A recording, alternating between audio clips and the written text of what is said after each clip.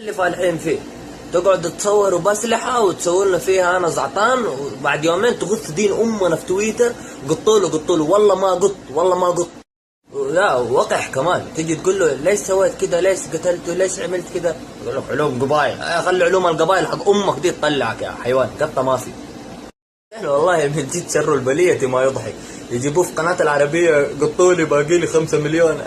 5 ريال هي نحن لاقيين ناكل نديك 5 مليون.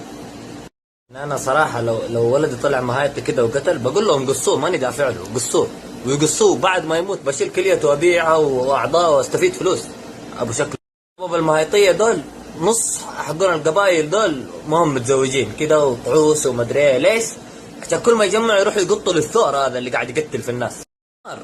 بعدين في النهاية زيك زي النمر هذا كذا ماسك السور حق السجن الحديد، تشكي ظروفك يا حمار يا قبائل. تيجي تدخل تويتر تكتب حرف الدال الياء، تبغى تكتب ديديد رقبة دياغو كوستا، يطلع لك ديت محط حسب فرطوس محشوش. ليه يا أخي؟ سووا مقابلة مع أبوه يقولوا له ولدك سوى كده، وإيش تقول، إيش تناشد؟